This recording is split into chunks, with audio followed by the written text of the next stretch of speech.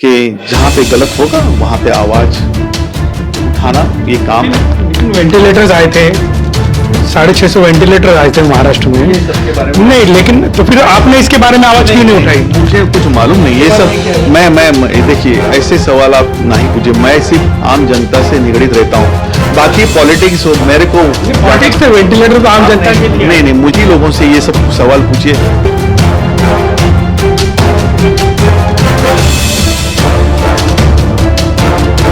मेरे तक माफ कीजिए, शिवसेना भवन बुधवार और गुरुवार को जितनी भी कोविड रिलेटेड हॉस्पिटल की समस्याएं हैं उसको लेके 12 से 2 बजे तक बैठने का काम शिवसैनिक के नाते मैं वहां पे कर रहा हूं। यानी मतलब आप कह रहे सेना भवन में बैठ रहे, मतलब रोक टोक, जब आप जो बोलते हो ठोकने की भूमिका, वहां से आपको आदेश दिया जा रहा है कि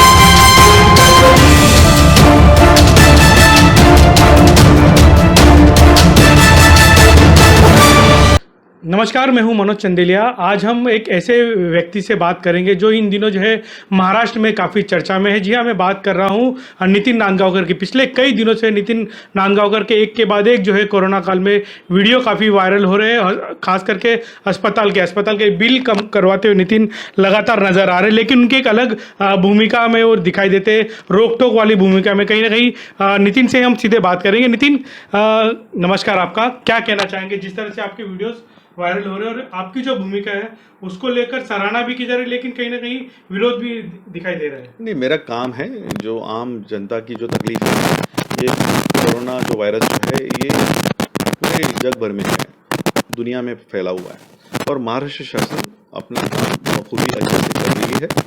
और मेरा ये दायित्व बनता है, जब सरकार ने हॉस्पिटल के लिए, प्राइवेट हॉस्पिटल की अगर GR दिया है, कुछ कानून, कुछ अगर वैसी व्यवस्था की है पालिका ने, तो उसका उनको पालन करना चाहिए। जैसे ये प्राइवेट हॉस्पिटल है और अगर उसमें अगर वो मनमानी करते हैं तो मेरा ये दायित्व बनता है, मैं शिवसैनिक काला तो उस नाते मेरा फर्ज बनता है कि आदरणीय CM साहब को ये जो हॉस्पिटल की जो मनमानी हो रही है उसके ऊपर मैं गौर करने के लिए उनको निवेदन दूं और ये मैं उनको बताऊं, क्योंकि पालिका और शासन पूरी तरह से भरोसे पे हॉस्पिटल के ऊपर ये जिम्मेदारी दी है कि आप जो जनता जो है उनको यही चार्ज लगाने हैं। उसके बावजूद जब जनता की तरफ से उस हॉस्पिटल के बारे में, बिल के बारे में, मेडिसिन के बारे में जब तकलीफ मेरे तक आती है तो मेरा शिवसैनिक के नाते ये फर्ज बनता है कि मैं उस हॉस्पिटल का विरोध में प्रदर्शन करूं और सरकार की तरफ से उनको कार्रवाई करने के लिए मैं वो जितने भी वो प्रूफ है वो लेके जाके उनके पास दूं, ताकि ये मालूम पड़े कि ये ऐसी मनमानी हमारे ये सरकार होते हुए ये ऐसी मनमानी हम बर्दाश्त कर नहीं पाएंगे और ना ही करने देंगे। तो ये मेरा काम है, मेरा धर्म बोलता है कि मैं ये सब करूं। क्या सर सरकार कार्रवाई करती है? सरकार तो आप लोगों की है ना, कहीं सरकार अगर निर्णय ले, सरकार अगर ऐसे हॉस्पिटल्स पर कार्रवाई करे तो शायद आपका काम हल्का हो जाए। सर, मैं बोलना चाहता हूँ कि मैं पिछले काफ़ी समय से यही बोल रहा हूँ कि सरकार ने नियम बनाए हुए हैं और पालिका ने भी उनको इंस्ट्रक्शन दिया है, वैसे GR दिया हुआ है, लेकिन उसके बावजूद भी कभी कभी कोई हॉस्पिटल ये ऐसे कर रहेंगे मनमानी। ये मनमानी करते हैं, ये जब लोगों से मालूम पड़ता है तो ये उसके प्रूफ जब मिलते हैं तो वो हॉस्पिटल के ऊपर हम लोग जाते हैं। शिवसैनिक का काम क्या होता है, जब कोई गलत चीज़ होती है सरकार में होने के बावजूद भी कुछ हॉस्पिटल उसका अगर पालन नहीं कर रहे तो एज अ शिवसैनिक मेरा काम बनता है कि वो हॉस्पिटल के पास जाने का, उनको समझाने का कि आप गलत कर रहे हो, सरकारी नियम का उनको रिमाइंडर देके उनको बताना चाहिए। और सुप्रीम कोर्ट ने ये कहा है कि आजकल जो बिल बढ़ रहे हैं, कोई भी अगर डेड बॉडी के लिए अगर बॉडी होस्टेज करते हैं या कोई पेशेंट जिसका बिल भरने की ताकत नहीं है, उसके बावजूद भी आप अगर उसको होस्टेज बना के रखते हो तो मैं हॉस्पिटल के मैनेजमेंट के पास वो बताने को जाता हूँ कि आप ऐसे कर नहीं सकते हो। अगर उसके बावजूद भी ज़बरदस्ती की तो शिवसेना को अपनी स्टाइल से उनको बताना आता है। पहले मैं हमेशा हाथ जोड़ता हूँ, अगर नहीं माना तो हाथ छोड़ता हूँ। शिवसैनिक को ये अच्छे से आता है तो ये मेरा काम है और मैं करते रहूँगा। नितिन, आपके वीडियो देखा 8 लाख रुपए जो है बिल, आप कह रहे हैं कि 8 लाख रुपए का बिल माफ़ करने की बात की गई। क्या हर कोई व्यक्ति इस तरह से कानून हाथ में ले? मतलब इन दिनों जिस तरह से बिल अस्पताल के आ रहे हैं, मतलब हर किसी ने आपकी जैसी अगर भूमिका में आ जाए, डंडा हाथ में ले या जो है ज़बरदस्ती वाली भूमिका करे तो फिर अगर ये सुप्रीम कोर्ट ने अगर ये कहा है तो उसके पीछे कुछ तो होगा। सुप्रीम कोर्ट आर्टिकल 20 उसमें ये लिखा गया, हमारे संविधान में है, वैसा कानून बना है और हमारी सरकार ने जीआर अमल किया है। आप ये क्यों नहीं समझते कि जो पिछड़ा समाज है या कोई भी है, आज 4 महीने से लॉकडाउन है, लोगों की नौकरियां घर बैठे हैं, ऐसे समय में अपनी जो पूंजी है, जो छोटी जो बचाई है, जब कोरोना की कोई दवाई नहीं आई, जब सरकारी हॉस्पिटल में मुफ्त में इलाज हो रहा है, तो ये प्राइवेट हॉस्पिटल, जबकि उनको पूरी गाइडलाइन दी हुई है, सरकार की तरफ से वो आदेश दिया गया है, अगर वो आदेश का पालन नहीं करेंगे तो मेरा तो फर्ज बनता है शिवसैनिक करके। मैं यही बोल रहा हूँ, अगर वो भूल जाते हैं तो उनको याद दिलाने का काम हम अपने शिवसैनिक, बाला साहब के शिवसैनिक के थ्रू करेंगे। अगर आपको उसमें अगर लगता है कि मैं कानून अपने हाथ में लेता हूँ, तो कानून का रिस्पेक्ट है, पुलिस का रिस्पेक्ट है, उसके लिए कार्रवाई के लिए भी तैयार रहते हैं, लेकिन मनमानी किसी भी हॉस्पिटल की सहन नहीं की जाएगी। नहीं, बिल्कुल मनमानी सहन नहीं की जाएगी। और ऐसे मामले में जो जिस तरह से सरेआम जो है लूट मचा रखी है अस्पतालों ने, मैं ये कहना चाहता हूँ कि एक मुख्यमंत्री का एक वैद्यकीय कक्ष नाम की भी एक चीज़ होती है, क्या वहाँ पर तकरार नहीं जाती? क्या वहाँ पर क्यों नहीं चीज़ें सॉल्व की जा रही है? ऑफकोर्स जाती है, ऑनलाइन आप देखेंगे तो अभी मैं आपको ये बता रहा हूँ कि पिछले लास्ट वीक में इतने सारे लोगों को, मतलब मैंने 1,50,00,000 के लगभग एक आंकड़ा है, जो जितने पेशेंट है, जो हॉस्पिटल ने आज तक ज़्यादा चार्ज किया था, उनको वापस मिला है। जब उनको मेल गया है सरकार की साइड में, पालिका के साइड में, बीएमसी में, जब उनकी कंप्लेंट लॉन्च हुई है, तो उन सारे हॉस्पिटलों, जितने भी प्राइवेट हॉस्पिटल है, उनकी इंक्वायरी बैठी। इंक्वायरी कमीशन बैठने के बाद उसमें जब निर्णय आया कि बाबा इन फला पेशेंट के ऊपर ज़्यादा चार्ज किया है, तो उनको बड़े सम्मान के साथ उनको पैसा वापस दिया गया। वो हॉस्पिटल के ऊपर नोटिस भेजा गया, उनके ऊपर कार्रवाई भी हो रही है। लेकिन ये अगर कार्रवाई अगर इसी तरह बढ़ती रहेगी, तो फिलहाल अगर हॉस्पिटल बंद करेंगे तो ये कोरोना का जो महामारी है, उसमें सब हॉस्पिटल बहुत मायने रखते हैं। लेकिन दंडात्मक कार्रवाई करने से हम आपके ऊपर नज़र रखे हुए हैं। वैसे ऐलान भी हुआ है, अभी ये आजकल ऐलान भी हुआ है, उसके पहले पूरी कार्रवाई हुई है। अब तक पूरा चार्ट आया हुआ है कि कितने प्राइवेट हॉस्पिटल के ऊपर कार्रवाई की, कितने मेडिसिन में जो एक्स्ट्रा लगाए थे वो वापस मिले हैं, ये सब कुछ हो रहा है। सरकार पूरी तरह से अपना काम कर रही है, लेकिन उसके बावजूद भी कुछ ऐसे हॉस्पिटल जो अपनी मनमानी करने की कोशिश करते हैं, तभी ये अंकुश लगाने का काम उनके ही शिवसैनिक करते हैं। और उसका जो निवेदन है वो हम सीएम साहब को देते हैं और आगे की कार्रवाई वो करते हैं। निवेदन सीएम साहब को देते, क्या कहते हैं सीएम साहब को, क्या कहते हैं? मतलब निवेदन आप देते हैं, आप कह रहे हो कि मुख्यमंत्री को, तो मैं यही तो बोल रहा हूँ कि इसके पहले 3 दिन पहले ये पूरे सब कुछ मीडिया के सामने दिया हुआ है कि पालिका ने कितने हॉस्पिटल की कार्रवाई की, कितने लोगों को पैसा रिटर्न दिया गया। जो हॉस्पिटल ने गलत तरीके से, कुछ हॉस्पिटल ने, उसमें मुझे नाम पता नहीं, लेकिन मेरे ख्याल से 1 करोड़ से भी ज़्यादा जो ज़्यादा बिल लगाए थे, उनको थोड़े थोड़े करके पैसे रिटर्न दिए हुए हैं। लेकिन क्या आपको नहीं लगता कि खुद जो है आप मुख्यमंत्री से बात करें, सरकार आपकी है, कि एक गाइडलाइन तैयार की जाए, ताकि जो मनमाना रेट, कुछ देर पहले मैं सुन रहा था आप कि पीपी के किट के हम देखते हैं कि अलग अलग रेट कार्ड्स बने हुए, क्यों नहीं एक रेट कार्ड बनाया जाए? क्या आपने उस पर कभी बात की कि एक रेट कार्ड जो है फिक्स होना चाहिए, सभी अस्पताल को वही लागू होगा? क्या अलग तरीके की कोई दवाई दी जा रही है कोविड पेशेंट को लेकर, चाहे सरकारी अस्पताल है, प्राइवेट, सभी जगह? शायद मुझे लगता है अस्पताल के बारे में या दवाइयों के बारे में इस पीरियड में शायद आपको ज़्यादा जानकारी होगी। कैसा है कि बीएमसी की और सरकार की जो दवाखाने हैं, उसका इलाज मुफ्त में हो रहा है, और उसका जितना भी पॉजिटिवली 99.99 100% उसमें से सब लोग बाहर आए, पॉजिटिव से निगेटिव आके घर पे गए हैं।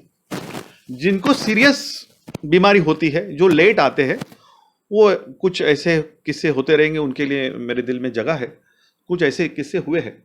लेकिन जब सरकार की तरफ से उन दवाइयों से इलाज हो रहा है, तो उसी तरह से जो गाइडलाइन है, जो सबसे बड़े बड़े हॉस्पिटल है, उनको वही एक चार्ट बना के ऑलरेडी 3 महीने पहले ही दिया हुआ है। उसमें जो है हर एक का क्या क्या होना चाहिए, ये पूरा लंबा चौड़ा फाइल है। अब हो क्या रहा है, ये हर एक ऑनलाइन में जो साइड में लिखा हुआ है कि ये चार्ट हॉस्पिटल के बाहर, प्राइवेट हॉस्पिटल के बाहर सबके पास वो चार्ट लगाया हुआ है। उसमें लिखा हुआ है कि इसी तरह से आपके इलाज होगा। अब हर एक नागरिक का फर्ज बनता है।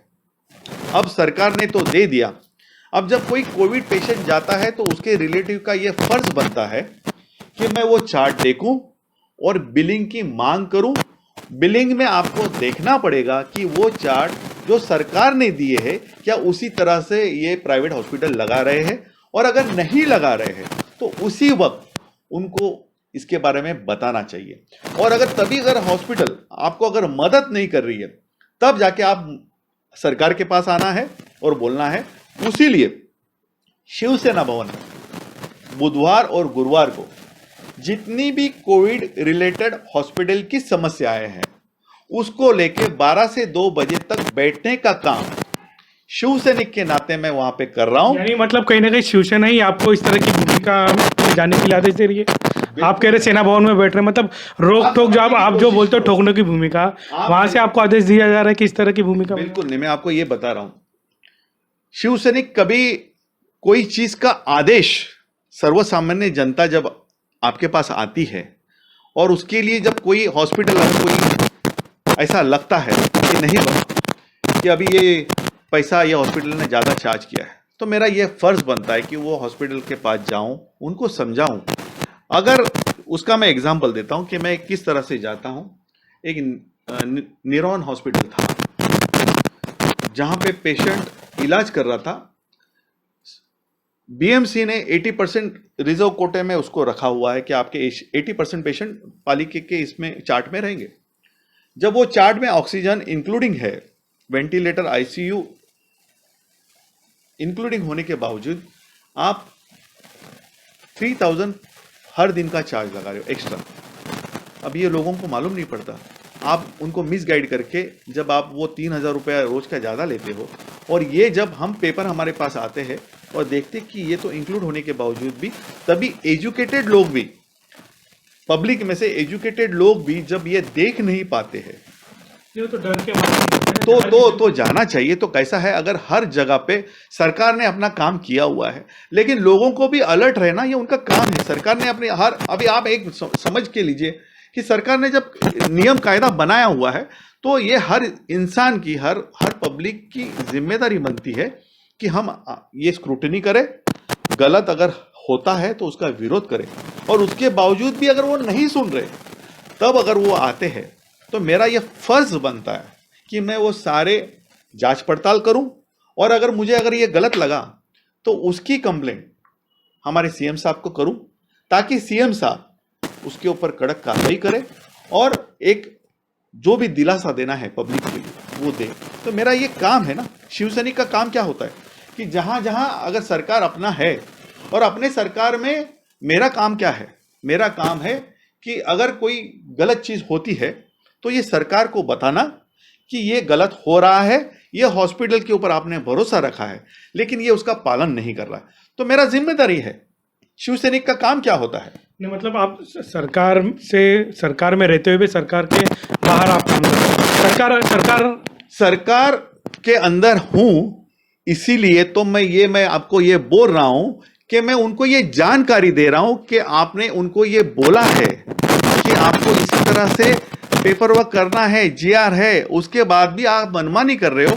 तो मेरा काम है ना कि मैं ये बताऊं कि यहाँ पे ये गलत हो रहा है। मेरा काम है जानकारी देना, और मैं दे रहा हूँ। नहीं तो फिर सेना भवन से अगर फोन चले जाए किसी अस्पताल का जो है बिल था नानावटी का, उद्धव साहब खुद फोन कर सकते थे अगर आप ये सब आपको मतलब ऐसे नहीं, अरे अगर 8 लाख रुपए, नितिन 8 लाख रुपए माफ किए, बहुत अच्छी बात है और बहुत अच्छा काम, ये बहुत अच्छा काम है। मैंने 13 लाख रुपए माफ किए, 20 लाख रुपए बिल आया था, 6 लाख भर चुके थे। आज के तारीख में 20 लाख किसको बोलते हैं? अभी भी नानावटी में 27 लाख 30 लाख लेने वाले भी पेशेंट है, दे भी, जो बड़े हैं, फिल्म स्टार है, बाकी लोग है वो दे सकते हैं, लेकिन आम आदमी अपना घर बेच के भी दे नहीं सकता। और ये क्या है, मैं आम पब्लिक के लिए सोचता हूँ कि फिलहाल नहीं है किसी के पास पैसा, और मेरा काम बनता है। और ये जो भी हो रहा है तो गलत क्या है? अगर शिवसेना का एक शिवसैनिक, मैं उनका एक पदाधिकारी अगर एक हॉस्पिटल में जाके आम जनता की अगर सेवा करता हूं तो इसमें गलत क्या है? ये तो फख्र की बात है कि हमारी वजह से अगर किसी के पैसे अगर आपके घर में बिल्कुल बिल्कुल अगर कोई गलती से अगर ऐसा कुछ इंसिडेंस होता है और आप अगर मुझे मदद मांगेंगे और मैं बोलूंगा कि नहीं हम लोग नहीं आएंगे, तो आप तभी भी ये बोलोगे कि अरे ये सरकार में है, हमारी कुछ हेल्प नहीं करे। हम सरकार में होने के बावजूद बिल्कुल बिल्कुल करना चाहिए। आज अगर कोई हॉस्पिटल में उनको जो उन्होंने जैसे मेडिसिन में अगर 7 लाख लगाए, अगर मैं उनको ये बता रहा हूं कि सरकारी नियमों से ये अगर 2 लाख होना चाहिए, ये 5 लाख का जो डिफरेंस है ये आपने ज़्यादा लगाया। और उनकी जब आंख खुलती है तो ये जो 5 लाख जो ज़्यादा लगाए उसमें अगर वो कटौती हो कि अगर वो 2 लाख हो रहा है, तो ये मेरा काम बनता है, मेरा फर्ज बनता है और मैं कर रहा हूं, तो उसमें गलत क्या है? ठीक है, माना गलत क्या है, तो इसका मतलब जो है हेल्थ मिनिस्टर ने भी इस तरह का जो डंडा हाथ में ले लेना चाहिए फिर। देखिए सर, मैं आपको यही बोल रहा हूं, अनुशासन सही है। हमेशा आप याद रखो कि सरकार जब होती है, सरकार अपना काम करती है। अब इतने सारे हॉस्पिटल है, सबके ऊपर निगरानी रखना मतलब क्या होता है? भरोसा। कोई भी हॉस्पिटल या कोई भी मुंबई में इंडस्ट्री होती है, सबको जो आदेश दिए जाते हैं, सरकारी आदेश यानी भरोसा होता है कि हम ये सोचते हैं कि ये हॉस्पिटल अच्छा काम करेगी, उनको करना चाहिए, उनका दायित्व है। लेकिन जब उसमें कुछ कमियां या कुछ ऐसे घटक होते हैं जो गलत करते हैं, तो उनको मालूम नहीं पड़ता। जब पब्लिक से यह मालूम पड़ता है तब मैं वो उनको ये बताता इसके लिए हूं और ये वीडियो इसके लिए डालता हूं ताकि वो कार्रवाई हो सके और बाकी हॉस्पिटल इसमें से जागरूक हो जाए, ताकि और किसी को फंसाई नहीं जा सके। बिल्कुल नितिन, को ऐसा इंसिडेंट हुआ है कि आप किसी अस्पताल का नाम आपके सामने आया और कहीं ना कहीं आपकी पार्टी से ही या आपसे जुड़े हुए लोगों का फोन आ गया कि यार इस अस्पताल को छोड़ दो? नहीं नहीं, ऐसा आज तक नहीं हुआ। भगवान की दया है और बाला साहब के आशीर्वाद से आज तक मैंने जितने भी काम किए वो बहुत ही अच्छे से निभाए और मुझे किसी का भी ऐसा फ़ोन नहीं आया। जो भी मैं काम कर रहा हूँ उसकी सराहना हुई है, उनका खुश है सब लोग। और जहाँ पे पब्लिक को जब ये खुशी मिलती है, मी मराठीमध्ये सांगतो नेहमी, हे रयतेचं राज्य आहे, रयतेच्या राज्यामध्ये सर्वसामान्यांना दिलासा द्यायचा, सर्वसामान्यांसाठी लढायचं, हेच आमचं शिवसैनिकांचं काम असतो। सो ऐसा कभी इंसिडेंस नहीं हुआ आज तक और नहीं होगा कभी ऐसा। नानावटी के किससे बात करूँगा कि इतना गुस्सा नितिन को क्यों आया उसमें? नहीं, नानावटी का हिस्सा नहीं है। कोई भी छोटा हॉस्पिटल हो या बड़ा हॉस्पिटल हो, कोई भी हॉस्पिटल हो, हॉस्पिटल ना तो मेरा टारगेट है ना मैनेजमेंट मेरा टारगेट है। मेरा सवाल है जो गलत है वो गलत है, वो कोई भी करने दो, कितना भी बड़ा हॉस्पिटल होने दो या छोटा हॉस्पिटल होने दो। जहां पे गलत होता है, मेरा काम है पब्लिक की सेवा करना और हॉस्पिटल का भी काम है पब्लिक की सेवा करना। हॉस्पिटल यानी सेवा, तो आप आपका धर्म निभाओ। अगर आपको कमर्शियल एंगल में ही पैसा ही कमाना है तो ये महामारी 2020 का मैच नहीं है। आप पूरी लाइफ टाइम खेल सकते हो, आप टेस्ट खेलो।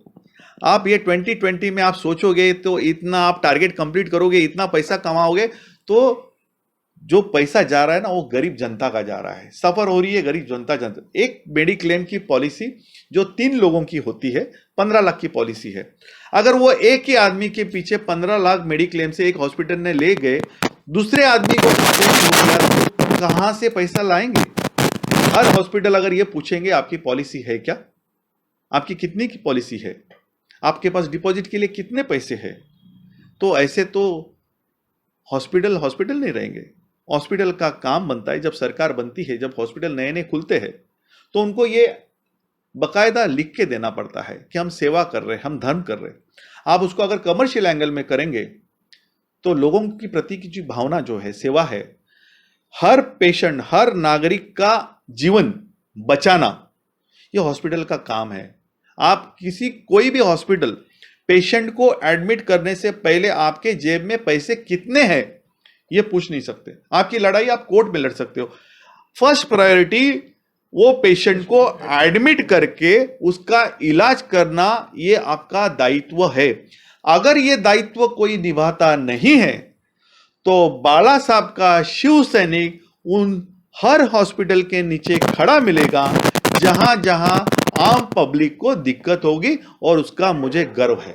बिल्कुल, हम इंतजार करेंगे उस बात का। लेकिन नितिन, मेरा सवाल ये है कि जो नितिन नांदगांवकर किसी से नहीं डरता, आपको एक धमकी भरा फोन आता है और आप शिकायत करते हैं, ऐसा क्यों? क्या नितिन को कंप्लेंट करने की जरूरत पड़ी फिर? देखिए, एक तरह से आप बोल सकते हैं कि मैं कानून हाथ में लेने के लिए तैयार हूँ और आप ही को आपको धमकी मिली। जी हाँ, मेरा फोन जो है 24 आवर्स शुरू रहता है, क्योंकि आम जनता उसमें फोन करती है। तो एक फ़ोन अगर आता है और अगर मुझे गाली देता है, तो मैं सामने वाले का फ़ोन जब रिसीव करता हूँ तो मुझे मालूम नहीं रहता है कि वो पीड़ित है, कि वो कोई माफिया है, कि कोई पॉलिटिशियन है, मुझे मालूम नहीं होता। ना ही मेरे पास रिकॉर्डर मैंने रखा है, मैं सिर्फ सेवा करता हूँ, मुझे फ़ोन आते हैं। उसमें से एक फ़ोन आया, कोई अगर दारू पी के अगर मुझे फ़ोन करता है और गाली देने से अगर उसको अगर लगता है कि मुझे डराना है, तो मुझे डराने के लिए मैं तो 24 घंटा रोड पे खड़ा रहता हूँ, हर इलाके में घूमता हूँ, मुझे किधर भी पकड़ने का और मारने का। ये सबसे सुनहरा मौका है ना। अगर मुझे मेरा विरोध ही करना है तो मुझे विरोध करने के लिए फ़ोन पे गाली, फ़ोन पे तो कितने सारे लोग बोलते रहते हैं। अगर उस चीज़ से अगर मैं डिस्टर्ब हो जाऊं, मेरा काम है कि अगर मैं फ़ोन करके अगर मुझे कोई गाली दे रहा है तो उसके पीछे की उसके पीछे क्या षड्यंत्र हो सकता है, क्या नहीं हो सकता, ये जानकारी लेने का काम मेरा नहीं है, ये पुलिस का काम है, ये सरकार का काम है। तो मेरा पहला फर्ज और मेरा पहला दायित्व बनता है, जब कोई ऐसा फोन करता है तो किसी को भी 10 रुपया देके 500 रुपया देके भी फोन करवाना आम काम है। ऐसे आज तक किसी ने अगर नहीं किया रहेगा, तो अगर किसी को करना ही है, किसी को डिस्टर्ब करना ही है, तो कोई भी कर सकता है। किसी को फोन पे गाली देना बड़ी बात नहीं है, लेकिन गाली देके अगर वाकई में अगर मर्दानी दिखानी है तो रोड पे खड़े हैं, आओ। लेकिन जब कोई फैमिली को टारगेट करेगा तब मैं खुखार बन जाऊंगा। जब मैं आम लोगों की फैमिली की चिंता करके ऐसे समाज कंटकों को ठोकता हूं, जब वो मेरे फैमिली में आएंगे तो पुलिस, कोर्ट, पार्टी सब बाजू में, नितिन नांदगांवकर ताकत उस आदमी को छोड़ेगी नहीं। ये मैं बहुत जिम्मेदारी से बोलता हूं। मेरी फैमिली की रक्षा करना मेरा पहला धर्म है, मेरा कर्म है, और मैं अच्छे से निभाऊंगा। जिसको भी विरोध करना है वो खुल के आए। फोन पे गिदड़ धमकी देना बच्चों का खेल है। नहीं, ये साजिश है आपका बोलना है कि कौन लोग हैं इसके पीछे? कि आप पिछली पार्टी से अगर खास करके बात करो तो महाराष्ट्र नवनिर्माण सेना से आप जुड़े रहे, क्या उस पार्टी से जुड़े हुए लोगों का काम है? गलत गलत गलत, इस तरह से आपको पूछना भी नहीं चाहिए। आप मीडिया के एक जिम्मेदार व्यक्ति हो। मन से मेरी फैमिली थी, है और रहेगी, मेरे दैवत है राज साहब। तो आपको ये शोभा नहीं देता कि इस तरह से आप मुझे ये सवाल पूछे, क्योंकि कोई भी पार्टी ये नहीं चाहेगी कि इस तरह से सोचे, और ना ही मैं कभी सोचता हूं। मेरी षड्यंत्र बोल रहे थे? षड्यंत्र, ये षड्यंत्र आज भी मैं जिम्मेदार, मैं कोई भी मैं जो बोलता हूं मैं उससे भी पीछे नहीं हटता। हो सकता है ये षड्यंत्र हो कि एक आदमी, मैं एक पिछड़े हुए समाज का इंसान हूं, गरीबी और अमीरी दोनों मैंने देखी है। मेरे डैडी सोडा बोतल के बोतल उठा के डेप्यूटी कमिश्नर तक लेवल तक पहुंचे थे, और वेल सेटल फैमिली पहले से है। तो देखा जाएगा तो मैं भी वंचित हूं, लेकिन अब जब लोगों का काम करता हूं तो लोगों का आशीर्वाद मेरे साथ रहता है, तो इसके लिए मैं बिंदास ओपनली घूमता रहता हूं।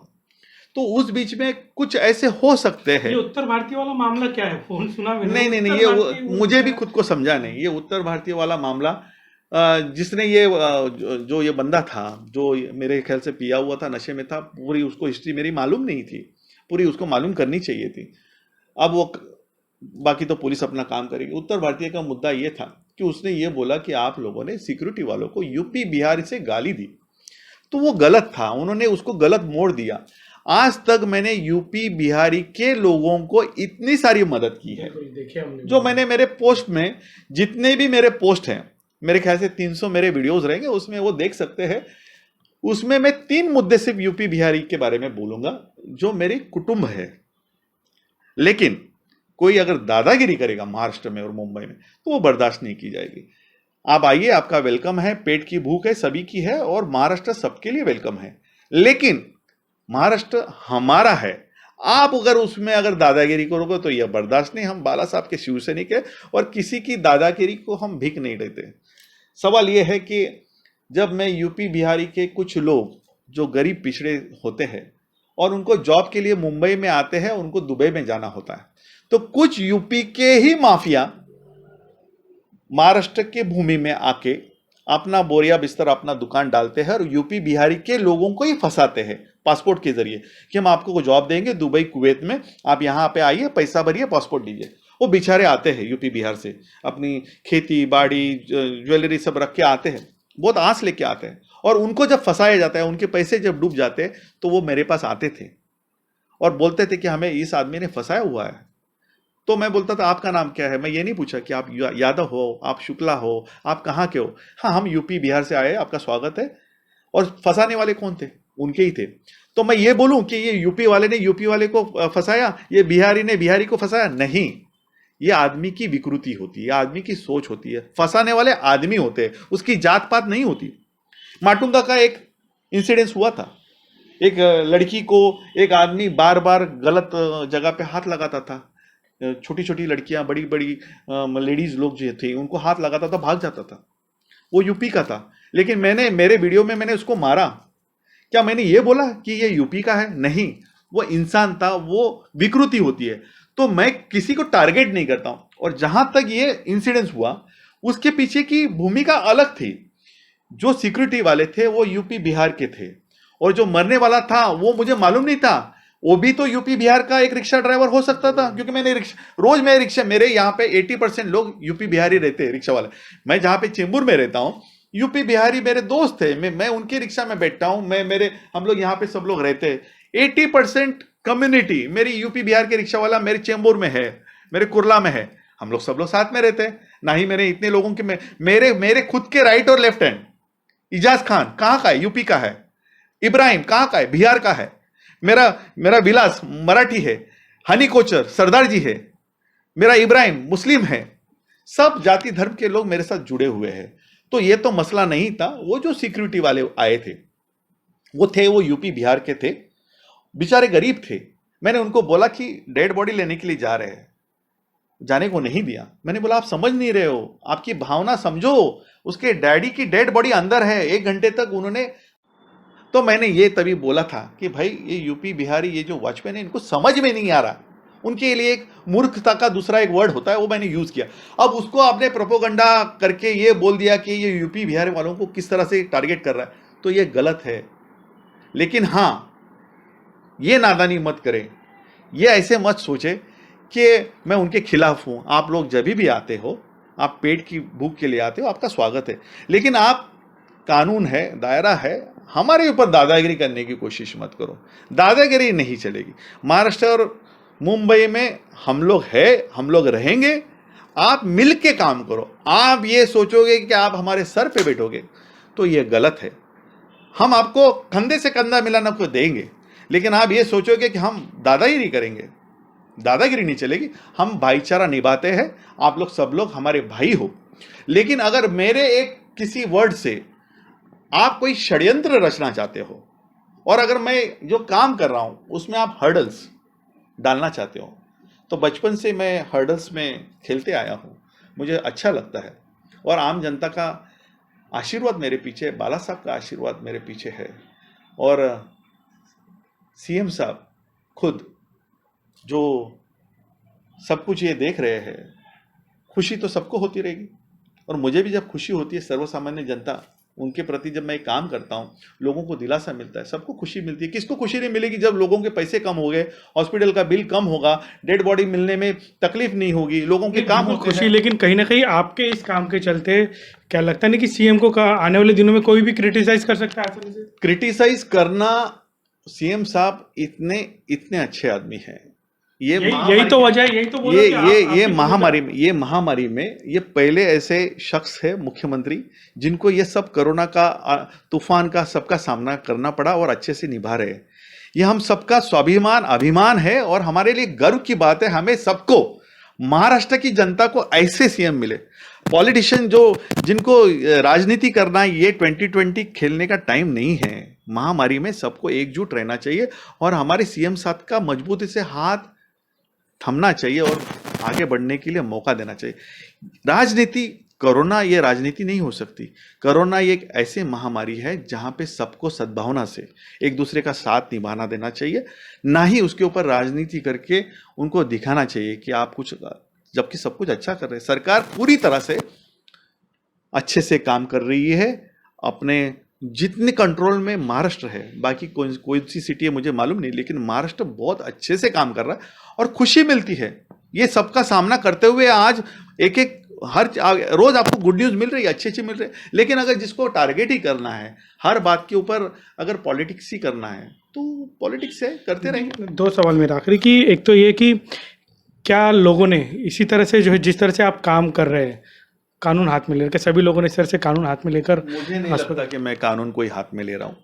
मुझे ये लगता है कि आम जनता के लिए मैं काम कर रहा हूँ। शिवसैनिक का पहले से ही काम है कि जहाँ पे गलत होगा वहाँ पे आवाज उठाना, ये काम है। लेकिन वेंटिलेटर्स आए थे, 650 वेंटिलेटर आए थे महाराष्ट्र ये में। सबके बारे में नहीं, लेकिन तो फिर आपने इसके बारे में आवाज क्यों नहीं उठाई? मुझे कुछ मालूम नहीं, ये बात सब नहीं किया गया। मैं देखिए, ऐसे सवाल आप नहीं पूछे। मैं सिर्फ आम जनता से निगड़ित रहता हूँ। बाकी पॉलिटिक्स मेरे को पॉलिटिक्स में वेंटिलेटर तो आम जनता के लिए नहीं, मुझे इसके बारे में कुछ जानकारी नहीं है। और मेरा काम है जो बाला साहब ने कहा है, 80% समाजकरण होना चाहिए। मेरे को मैं इतना ही काम करता हूँ, जो मुझे सही लगता है मैं करता हूँ। और शिवसैनिक के नाते आप बाकी लोगों से ये सब सवाल पूछिए, मेरे तक माफ़ कीजिए, क्योंकि मैं ये सब के सवाल ना ही मैं जानता हूँ, ना ही मैं इंफॉर्मेशन लेना चाहता हूँ। क्योंकि मेरे आंखों के सामने सिर्फ कॉमन पीपल आता है, फिर बाद में कौन कितना बड़ा आदमी है मैं उसको भूल जाता हूँ। मैं कॉमन पीपल के इंसाफ के लिए हूँ। ठीक है, आखिरी सवाल मेरा कि अगर नितिन को कोई जिम्मेदारी या जवाबदारी शिवसेना दे देती कि एक कक्ष में बैठकर जो है, जैसे कि मैंने कहा कि मुख्यमंत्री का जो वैद्यकीय कक्ष भी है, ऐसी जगह पर अगर बैठकर नितिन के ऊपर जिम्मेदारी दे दी जाती है तो क्या तब इस तरह से काम हो सकता है? तब तो आप प्रेशर में काम करोगे। सबसे बड़ी जिम्मेदारी जो मैं इस वक्त निभा रहा हूँ और मुझे जो अच्छी लग रही है, जो फ्रीडम है, जो फ्रीडम से मैं काम कर रहा हूँ, मैं बहुत खुश हूँ। और मुझे ऐसे ही काम करने को अच्छा लगता है, जो आम जनता के साथ जा सकूँ, उनके साथ जुड़ सकूँ और पूरे महाराष्ट्र में घूम सकूँ। ये जो जिम्मेदारी जो मैंने अपने लिए मांग के ली है और जो मैं कर रहा हूँ, वो जो आशीर्वाद जो मिले हैं उसमें मैं खुश हूँ। मुझे आम जनता की सेवा करनी है। मुझे कोई राजनीतिक पद, कोई मोह माया नहीं। मुझे बस ये आम जनता के पीछे खड़े रहना, इंसाफ के लिए खड़े रहना। और अगर कोई गलत करता है तो उसके आवाज बनके, लोगों की आवाज बनके लोगों तक न्याय देना, ये मेरा काम है और इसमें मैं खुश हूँ। मुझे और कुछ नहीं चाहिए। नितिन, हमसे बात करने के लिए बहुत बहुत शुक्रिया। ये थे नितिन नांदगांवकर, जिन्होंने जो है खुलकर कई सारी बातों पर जो है उत्तर दिया हंसते हंसते। नहीं, कहीं ना कहीं नितिन का जो टारगेट है आम जनता की सेवा करना, वो इसी तरह से सेवा जो है करते हुए दिखाई देंगे, चाहे उनके ऊपर कितना भी दबाव क्यों ना हो। कहीं ना कहीं नितिन की बातों से एक बात तो पूरी तरह से साफ नजर आ रही, चाहे वो बात को माने या ना माने, कि कहीं मुख्यमंत्री का जो है पूरा सपोर्ट जो है नितिन को दिखाई दे रहा है।